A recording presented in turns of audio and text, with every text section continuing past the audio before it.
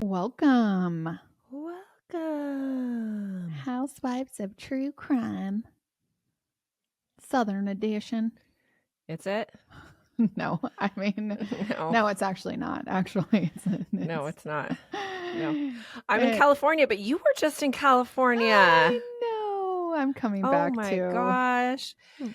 Tabitha came out to the West Coast, the best coast, and only planned on seeing me for a minute, a meeting of sorts. And then she got stuck. So then I forced her to hang out with me. It was so good. Yeah, it was really fun. We went to Gretchen's boat. And my son Caden had the best time. He did not want to leave. He was like, wait, no, we're going back in the water like till all night. The boat is the best. Yeah, he loved it so much. So that was awesome. I do have beef with you though. What? Oh, we don't get that to spend as much. Fed me mayo and I had the worst stomach. Oh yeah, I fed her mayo. I took her out to dinner. It was like it's so good. Oh, I had the worst. I didn't realize you were like that sensey. See, we're not like in sync because we don't eat together that often. Also, we don't get to see each other's kids that much. So when we do, we want to be like fun, auntie. So Tab is telling my kids about exotic pets. And she's pretty sure she can work it out so they can, get one. Come over here. I have not stopped hearing about it. Sean is willing and able to send one of ours to you. We are no dicey. Happy. No dicey. Yes. Who does that, you guys? Who does that? I'm going to send your kids slime galore, sticky, loud drum sets. It's an axolotl, you guys. We have two. Gretchen's daughter wants one, and I am more than happy to give her one. We don't need to. God. They can't even, you guys remember, like they had a million babies. Now I have 2 cages. It's a shit show. So I would like to send Gretchen's daughter an axolotl, and she would love me forever. Well, I think it's a felony, and you just outed yourself on the podcast. Well, then I'm not going to do it. Not happening. She'll just have to come to Texas and enjoy her axolotl over here. Just tell her it's hers, and you're totally welcome to do that. Okay. In other news, you guys, we recorded our Patreon episode, or our bonus. If you guys listened to that on Thursday, we recorded it seriously like 30 minutes before the Karen Reed news came out that it was declared a mistrial. And they predicted that. ESPN back in action. I know. Told yous. But they're going to retry it. They said they are? Yeah. They're just going to say it that they are, and then they're not. There's going to be a long delay, and then they're going to discover something, and then they're not going to. Okay. That's what I'm predicting. So I think that you might be right on that, because you remember the FBI is looking into this case also. So there could be some things that come out, I think, in the next little bit. They have another court date on the 22nd. But you know what I'm wondering? Like, did they take any evidence from these scratches on his arm that we could tell if there was animal DNA in there, because then that would totally rule her out. You know what I'm saying? Like, I would love to just, I don't know, exhume the body or something to get see. Some CS, put on your CSI hat. Yeah. We do have these, it's CNIS hats that we were given NCIS. by the cool, NCIS, that we were given to by the cool, naval criminal investigation people at CrimeCon, and my son wears it all the time. That's so awesome. Yeah, he looks very important. You do not want to mess with them. No way. Yeah. And those hats were nice too. They are. Yeah. That's what the news is. I mean, it's really old news by the time you guys hear this, but hopefully you guys had a really lovely 4th of July weekend, and you had fireworks and everybody was safe, and then you barbecued and did all your 4th of July shenanigans under control. Didn't drink and drive. We've learned our lesson from many other people for that. Justin Timberlake. Talking to you, young man. Karen Reed. You know what? I think I'm like actually kind of pissed about Justin Timberlake. I wasn't thinking about it too clearly, but I am actually mad. He is the Smurfs guy, and he You relates mean to the little kids. trolls? Oh, trolls, yeah. Trolls. Smurfs, trolls. Isn't that the same thing? No, it's not the effing same thing. Similar. You guys, They're forgive her. they're all blue and purple, and I had both of them, and I love both. Did you have those little trolls when you were a kid? Too bad I don't have those. Probably make some I think money. I had one. It was like an eraser. Oh no, I had like the whole collection. I was a collector. No, but my dream is to be like one of those like ladies that like plays bingo that like sets up all their like lucky like charms all around them, and to have Yeah. like a bunch of trolls and like, We should snow go to globes go to and like those bingo. little like bopping Hawaiian chicks all over the table. Yeah, I like I'm that. getting into it. I had surgery, and so I'm wearing overalls like every day because Mhm. it's like the Comfortable. easiest thing to put on. Yeah. And I'm feeling like this is going to be my old lady jam. Overalls, 100%. I think they're Yeah. cute too. You can rock them. Very comfortable. Yeah. You I get them agree. big enough, and drop them right before you have to take a leak real quick. Unlike those other like onesie things you got going on. No. It is it is challenging being a older lady that's had multiple children. Okay, well, let's get into this story of the week, Gretchy Poo. Mm-hmm. Okay, Gretchen, this case, Gretchen and all of you fabulous people, this case comes from a friend that we met at CrimeCon. Funny thing is, do you remember we had this really kind of interesting, weird dude that was looking through trash? Mm-hmm. Everybody's trash at CrimeCon. And we were on high alert. Yes. Don't be acting strange at CrimeCon. We're watching you. Yeah, he had a backpack on, and he was going through all this trash, and he was moving trash. And he was moving. He would take trash from one person's trash can and move it to another's. Yeah, it was definitely strange, and that alerts me to what are you doing? What do you have in that backpack? What's going on here? So I kind of watched him, and then I went over to a gentleman that developed a DNA like carpet sucking thing. Well, I talked to him for a while, and then later he handed me a piece of paper. You remember that? And it was about this case that I am going to do today. Oh, the DNA sucker?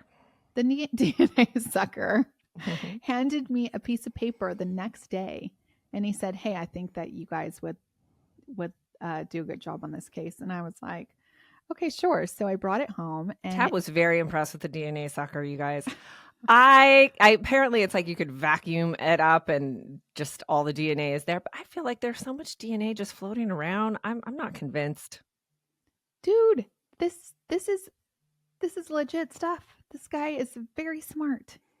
Very actually, I think his dad created it, and now he's on to selling it. But yeah, a lot of police departments carry it, and if they're smart enough, they will use it. The problem is that it takes a little bit of time. So these bigger departments like Los Angeles and New York and the ones that have lots of crime can't use it because they only have like, I think he was saying like something like 35. Yeah. So like a very short amount of time to process a crime scene because they have another crime that they have to get to, which is makes you think do not get murdered in Los Angeles because probably not, your killer's not going to be found. So anyways, it sat on my counter. My husband was like, dude, like I keep seeing this woman and what are you doing with this? And so then I finally was like, let's do it. So here we go. We're talking about Garfield County. You have heard of it? No. Just the cat. Just the cat. Well, it's located in south central Utah, and it is pretty large. It's over 5,000 square miles, but it has a population of only 5,000 residents, just over actually. But it has really big landmarks like Bryce Canyon National Park and Lake Powell. Ooh. Which we love. Yeah, we do love. According to Realtor.com, the median home value is $450,000, which is real surprising because the average household income is only $56,000. So I'm thinking like all these people are buying rental properties and driving Utah is one of my value. favorite summer destinations because, let's just keep it in the interest of keeping it real. You go somewhere like, say, Lake Havasu or something like that, you're going to get a little bit of a shady crowd when you're picking up your snacks in the morning at Walmart, right? You might not want to leave your car unlocked in the parking lot. You'd be real concerned. You go to Utah, I just feel like they're just nice, wholesome people there. Well, probably because there are a lot of Mormons. A lot of Mormons. Nice, yeah, I love it. People. I'm with it. Yes, I would have to agree with you. I love me some Havasu. All kinds of people go there. Okay. Yeah, that partake in methamphetamines recreationally, etc. That's what I'm saying. It is true. There are not in Utah. No, I think there are some in Utah also, but don't kill my dream. Okay, I won't. All right. So on April 20th, 1998, that was a very long time ago. 2 hikers just off the state road of 276, about 38 miles north of Lake Powell, noticed something off the road. It was long, thin package-looking thing. When they walked over to the object to check it out, they could tell right away that it was something that the police needed to handle. It was a body that had been wrapped up in a rug and left on the side of the road. They called the local sheriff to report it.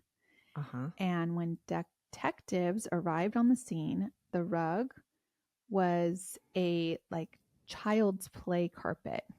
You know, the kind with the houses and the roads, and you can take the little cars around it. I'm sure you had one. I had one. Mm-hmm. And then once they peeled back the carpet, they saw a blue sleeping bag. And under the sleeping bag were plastic trash bags that were wrapped in duct tape and rope that had very intricate knots tied in them. Once they got the duct tape and the ropes removed, they peeled back the plastic and revealed a woman's body. On initial examination, they could see that she had brown hair, brown eyes, and looked to be around 40 years old. The site was processed and the woman's body was taken to the medical examiners for more examination, determined the cause of death. And at the crime scene, there wasn't much to go on, not even blood, which really meant that the woman was killed somewhere other than the location that she was found. At the medical examiner's office, they were able to tell that she was murdered by a single gunshot wound to the back of her head, execution style, actually. So between the location of the gunshot wound, all this wrapping, they didn't consider suicide at all, and they were for sure this was a murder. While the cause of death was easy to figure out, it was nearly impossible for them to determine the time of death because she was frozen. They believe that the body had frozen overnight because the temperatures were below 30, which kind of preserved her body and didn't let it decompose. Another hurdle to the investigation that was faced was trying to determine who she was. She didn't have any identification on her, and she couldn't be identified by her fingerprints because they had all been removed, even her thumb. That's next level. Yeah, really. There was no witnesses in the area. It's super remote, right? So even the fact that these hikers found her is kind of ironic. The woman was estimated to be between 37 and 45. She was really petite, 5 foot tall, weighed 116 pounds. She didn't appear to be a transient. She was described as well kept. Her teeth were professionally cared for, meaning she probably had like some cavity fillings and crowns and that kind of stuff. They noted she had brown eyes, brown hair, little freckles, a distinct mole, and her eyebrows were tattooed on, which is like kind of before her time, right? Or maybe it wasn't. I don't know. Well, oh, no. Now they call it what did they call that? microblading. Before they did that, there was some other wacky thing that they used to do. My grandma like an actual tattoo. Came back looking. Scary AF to see that 90-year-old lady with the like Groucho Marx looking things come down the stairs. Yeah. Oh, no. But it did fade, but it was still like wacky. Like it still looked like kind of a shade of like green? Tealish black. Yeah. like the ink, like they didn't have it down. No. Until the last maybe 5 years, right? Probably 10 years now. We're getting old, but yeah. They've gotten it down better. Yeah, maybe. But even now. But that was a thing, permanent tattoo. Yeah. People did their lips and all that. Oh, eyeliner. Remember people did all that stuff. It never appealed to me because it makes it look like they say then you never have to wear eyeliner or line your lips. I like to look when I don't have makeup on, like I don't have makeup on. I like to look like, listen, I didn't try. Okay. This isn't what I really look like. This is just me not trying. Or this is what I really look like. Scary, I know. Okay. Mm-hmm. Investigators believe that she was either a Latina or Native American. Police did come up with a composite sketch and circulated the image as Jane Doe. The press dubbed her as the Maiden Water victim because that is the area they found her in Garfield County. A few people called offering information, but really nothing panned out. Despite their efforts to locate the woman's identity, weeks went by and no missing family members came forward, no friends. Weeks turned into months, months turned into years, another year, 5 years, 10 years, 15 years, and nothing. Maiden Water victim was still unclaimed and unnamed. As investigative technology grew, the Utah Department of Public Safety would retest physical evidence that they had. And one development over the years was this technology, which is really interesting because it kind of reminds me of this, like, DNA sucker. It was, they could test the environmental exposure to victims' hair.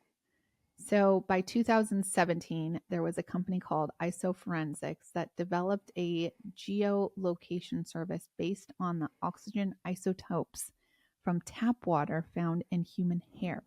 Have you heard of this?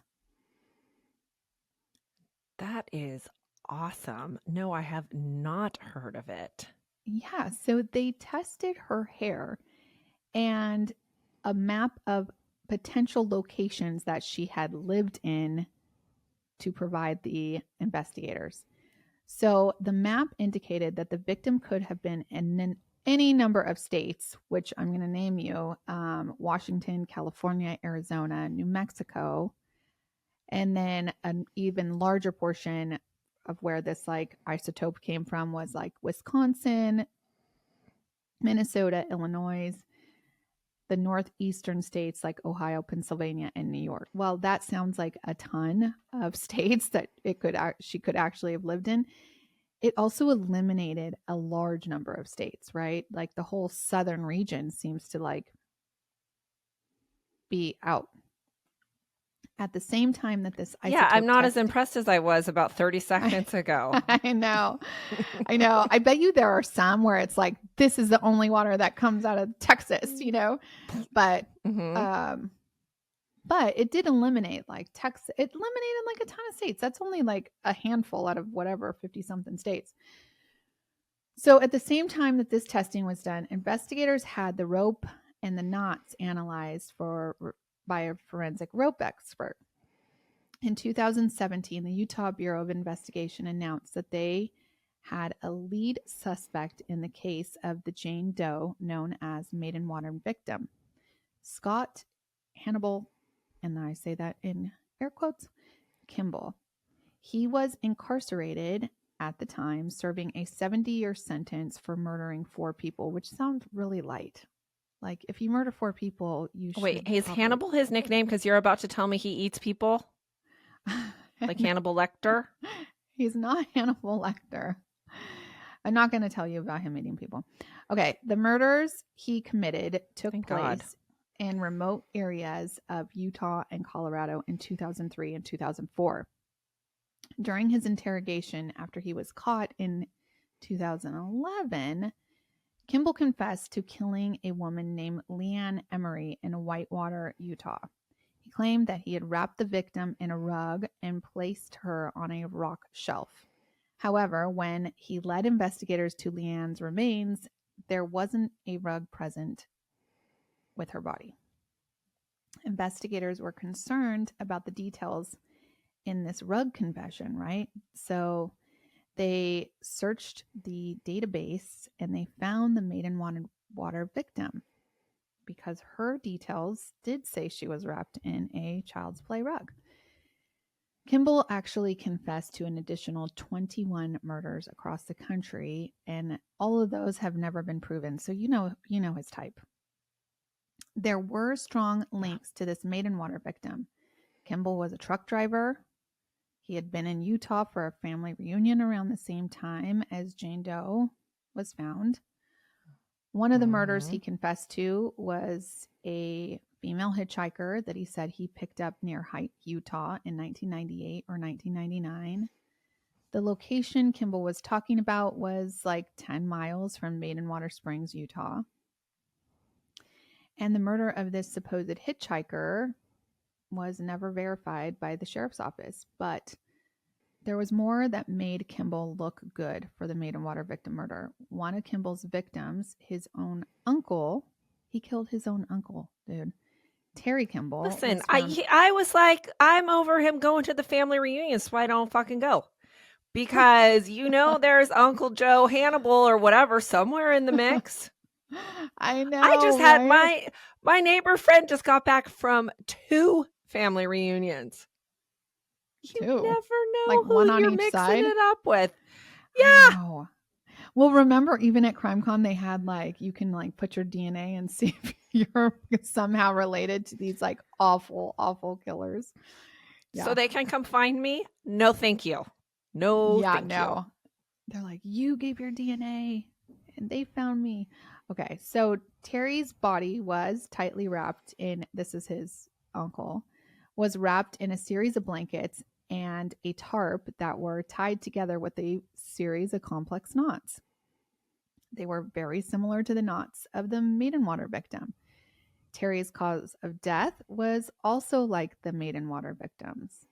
And Kimball's ex-wife and son provided statements in 2017 that said that Kimball actually purchased a play rug from a store in Spokane, Washington in 1998.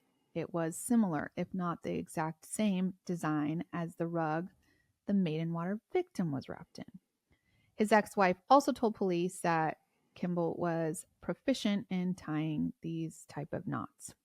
Which knot tying is really interesting to me, right? I'm not a good knot tier, but my uncle was a sea guy and he had all these crazy knots. He would make these really my cool husband things. Is a knotter. Yeah, my husband is he's a boat captain, Yeah. So he's very naughty and he tries to bore the kids with that all the time. Yeah. They didn't get the naughty gene. Good. They got the naughty gene, but not the naughty gene. Right, yeah. Right. Maybe one day they'll sit down and tie some knots. All right, so investigators in Colorado confirmed that Kimball had not been in custody in April 1998 when Maidenwater victim died, and everything was pointing that this guy, Scott Kimball, was most likely Jane Doe's killer. A warrant was obtained based on the similarities between the evidence recovered at Maiden Water Springs and Scott's other victims. And a buccal swab. Do you know how to say that for Kimball's DNA? Is that how you say it? Buccal. It's a buccal. Buccal swab was taken to compare the DNA with touch DNA that they had on the victim, the rug, the trash, the plastic bag, the duct tape, all that stuff. Because now, fast forward, they kept it, preserved it, which they should do, which is amazing. So in 2018, the Utah State Bureau of Investigation reopened this cold case after 20 years, and once again, they asked the public for help. They decided to release a post-mortem photo of the woman's face, hoping someone would recognize the murder victim. The picture of the woman's face wasn't grotesque, but she was dead, right? But only about half of the news stations would actually put it up for people to see. In addition to local news stations, the case caught a national attention when Dateline did an episode on Scott Kimball. At the end of this episode, they included information about the Maiden Water victim. They didn't say, he was the perpetrator, but they said he's being looked into as the potential killer of this victim. The additional effort would actually pay off Gretchen, but it wasn't a family member or friend of this deceased woman who came forward. It was a cold case hobbyist from California who called in the tip line. She had seen this post-mortem picture of the Maiden Water victim's face and thought it was a strong resemblance to a face of a missing person from a cold case out of Ohio. By absolute coincidence, around the same time Utah detectives re-released this picture, a police in Youngstown, Ohio, had simultaneously released an updated information about a missing woman since 1998. The name of the victim was 37-year-old Lina Reyes Geddes. And this armchair sleuth looked at the two women's faces, and she told investigators that Lina looked like the Maiden Water victim from Utah. What she said was, the resemblance is they both had a small mole on the inside of the upper arch of their right ear. Dude. Ooh, that's good. That is some sleuthing. Yeah. Utah investigators immediately reached out to the police in Ohio to compare the victims' pictures, and the resemblance was uncanny. But they still needed to match the Maiden Water victim's DNA to the member of Lina's family to be sure. Lina was originally from Mexico, so they focused their efforts to find a family member in a bordering state like Texas, hoping that someone would recognize her and come forward. About a week later, they got a hit. A woman in Mexico named Lina Reyes called the Youngstown, Ohio investigation tip line, and through a translator, she identified herself as Lina's younger sister. Lina was able to corroborate certain information and that she had, about Lina. Lucero lived in a very small town in Mexico. She was not familiar with DNA technology. She had a ton of questions, but once she understood, she was like, yes, come, find me and let's figure this out. So her and her niece went to the U.S. consulate in Monterrey, Mexico, and to get their DNA tested, and it was a match. After 20 years, they knew with 100% certainty that Jane Doe was Lina Reyes Geddes. She was born August 26, 1960 in Mexico. She was known as being real fun-loving. She could light up the room. Just kidding. That's just what they say about everybody, right? But no, she was very loving. She was a ballerina, right, which I'm like, that is amazing. I wish I could dance. She held a degree in international business, and Lina was, by all accounts, a full-on disco biscuit. She was stunningly gorgeous, but besides that, she was super, super smart. She had really deep dimples and a beautiful smile. In 1996, Lina met a businessman named Edward Geddes in New Mexico. Edward went by Eddie. He was 25 years older than Lina and originally from Brazil. 6 months later, they were married and they moved to Youngstown, Ohio. On April 8th, 1998, Lina was going to fly to Laredo, Texas, then home to Mexico for a little visit. She packed a blue sleeping bag as a gift for her cousin, a cosmetic case, and a suitcase. She was scheduled to leave from the airport in Pittsburgh, but she never arrived in Texas or Mexico. Instead, she ended up on the side of the road in Utah. But here's where it gets a little sketchy. Eddie, the husband, never reported Lina missing. After she didn't show up in... Yeah, like, what? After she didn't show up in Mexico, family wanted to make a report, but they had like a language barrier, and probably more than that, they just were from a small town, so they probably didn't even know how to do it, right? And so the report wasn't filed for 6 months. Eddie finally made the report in October of 1998. And according to Eddie, he dropped her off at the Pittsburgh airport. She had that blue sleeping bag, her suitcase, and a hang-up bag. He kissed her at the curb and left. Eddie was questioned by police in October. He told them that she made the reservations at U.S. Airways via the phone, the home phone, and then planned on paying for her ticket when she got to the counter. In a taped interview available on YouTube, Eddie sips coffee real casual. He talks about how they took their little dog to the airport to drop Lina off. He went into pretty intricate detail about Lina's morning, like how she got up early and showered and washed her hair, and she got up so early so she would have time to dry it before she left, and described how she had really long hair and it took a really long time to dry.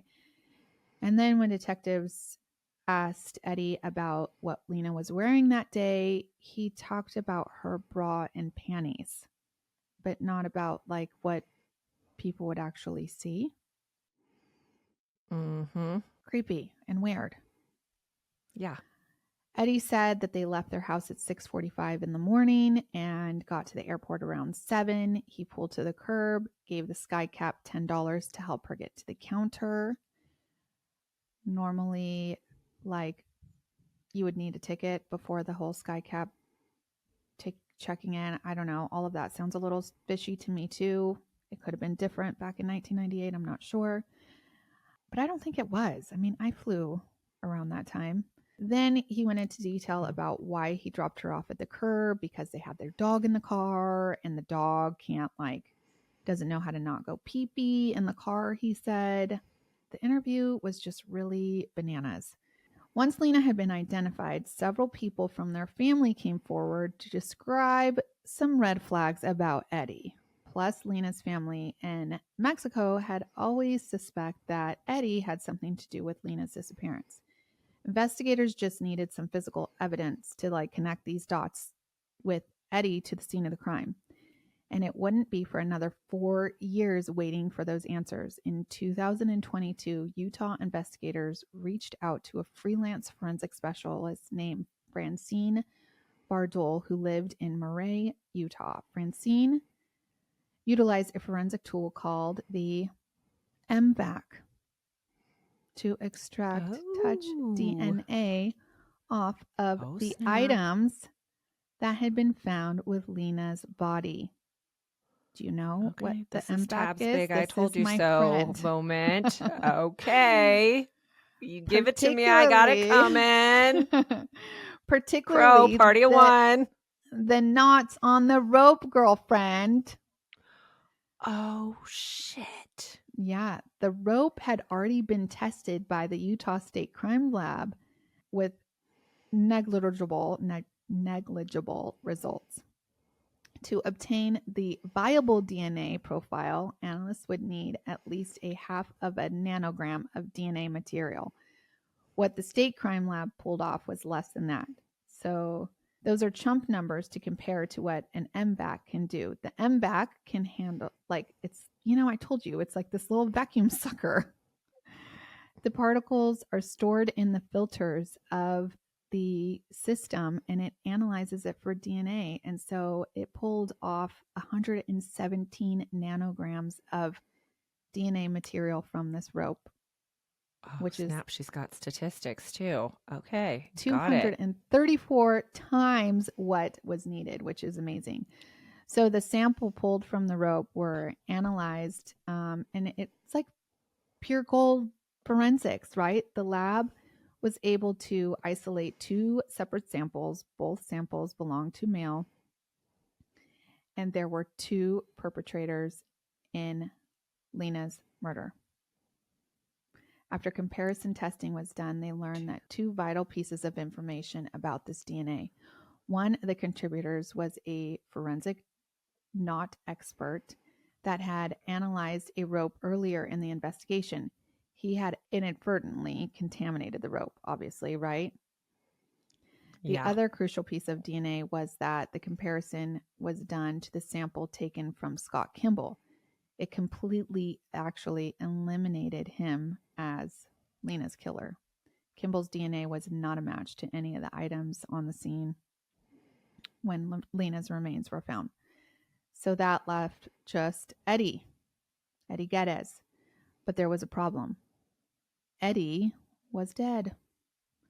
Eddie had shot himself in 2001 in Nevada. And what's worse, his remains were cremated. But they did have one way around this. They located 3 relatives from Eddie and requested DNA samples from him. 2 immediately complied, and the third was more cooperative once they were given a warrant. All 3 samples came back as familial match to Eddie. Lina's murder had been solved after 24 years, and while there was no trial and no real closure, detectives speculate that after killing Lina, Eddie transported her body to Utah to dump it and throw it away. That's a long transport. I mean, really? Really? Lina Reyes, her sister, who was just 11 years old when her sister went missing, told reporters that she was so grateful for the state of Utah for finding her sister, and what, she had wished for the most out of those 20 years was that Lina could be found and brought home. Lucero and other family members visited Lina's grave in 2019, and after she had been identified as their sister, and through the years, they had remained steadfast in believing that Eddie had killed their sister, and they were right. Lina's Find a Gravesite lists her gravesite as unknown, so the Lucero family, I think, had her exhumed and transported to Mexico to be reburied. That's nice. None of the articles said that, but I can just imagine that's what happened. If Edward Geddes was still alive, he would be convicted for murder. However, he is convicted, in my opinion, and the public's opinion, I'm sure. There's several notes that were left on Find a Grave. I like to read those, and they basically say how evil Eddie was. And that's the story. A bad and Eddie. That's why police. I usually like Eddies. Oh, I know. Not this Eddie. He's like. It's a bad one. Bad Eddie. Yeah, but this is why all these crime departments should get this MVAC. I don't think it's. It is a tool that they can have in their toolbox. Instead, what we had in the Karen Reed toolbox was fucking Solo cups. Okay, so like, no, you're not gonna let that Solo cup situation get past you. On the Solo cups, there's like each of those little lines equals something like an appropriate shot. Your perfect like cocktail mixer. Yeah, that's a fun thing to look up. Okay, well, I was wrong about your MVAC. I mean, I think the problem is that they never, even if they collect the DNA evidence, they're never going to test it. Oh, that is another problem, you guys. Like, yes, the testing and the time and all this stuff and the resources that they actually utilize, it's a problem. There are some jurisdictions that are better than others. This guy, he told me I just get so frustrated with all of the like hoops you have to go through, like there are so many families that want answers or whatever that I'm sure would definitely like crowdfund or whatever to perform the testing, but you still can't, you have to get like a court order. I know, it's so dumb. Yeah. This guy was telling me that I think Ventura County purchased the MVAC, and that's one for Ventura. Yes, but I don't think they have like used it yet because I don't think they know how to use it. So he's like, it's one thing to get it, but then it's another thing to actually utilize it. And so you got to learn your equipment and then use the equipment, and know how to use it. And I think that sometimes I don't know. Listen, I'm sure it's like the whatever, like Gorilla Glue or something. You buy it, you put it in the drawer. The next time you need it, you're like, it would be nice if I had some Gorilla Glue to fix that. Let me go to the store and buy a new one, and one day you find you got Gorilla Glue all over your damn house. Or maybe that's just me. But it's never there. I never remember I have it when I need it, is my point. I do that with nail glue. I'm like, I just needed nail glue yesterday, and I know I've bought like 5 of them in the last like 2 months, and I could not find it. And so I'm going to go and buy it, and I'm going to find it in like 5 different purses. But the other thing is, yes, I do that too. I need some fabric glue, and I'm pretty sure I have some, but I'm not organized enough to know where it is. So, right. Speaking of organized, I have some organizers here helping me right now because I need to get my life organized. Yeah, you can send them out to the West Coast when you're done. They have them there. I could use some organization. Yeah. Yeah, it's helpful. Okay, so we're in the heat of summer. It's hot as balls here in Texas. So we're thinking of doing something else for a couple days, getting to cooler, more wetlands. I don't know what we're going to do, but we're going to look into it. And if you guys want more of us, or if you want something to like soothe your face that's wet and yummy, go to 5 Crimes. I'm not going to make any joke about that. That was totally... That's what she said. Okay. That's what she said. Okay. Seriously, I've actually been using the serum on my arms all summer because I'm telling you, I get so crepey in the summer, but it is, look at my Apple Watch. If you guys are watching on YouTube, I've got my exercise rings already closed. But anyways, she's so obnoxious. Okay. Look how pretty my arms look today. They're all like nice and gooey because I just used our serum. It's so good. Also, if you guys want more of us talking, then hit us up on Patreon, patreon.com/Housewives of True Crime, or the Clink Clink Club on Apple or on Spotify, which is our favorite. You can go to Housewives of True Crime bonus. Any and all of those, you can catch us on Thursday, and Gretchen does one extra bonus crime a month. Plus, every single week we talk about what's going on in the news, what's going on in reality TV, what's going on with our lives a little bit deeper and more robust. So catch us on Thursdays. It's also a really good way to get ad-free.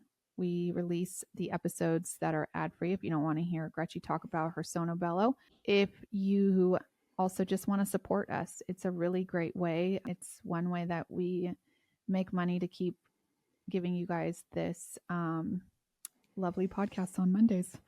So thank you guys all for listening. Thank you. Clink, clink. Clink, clink.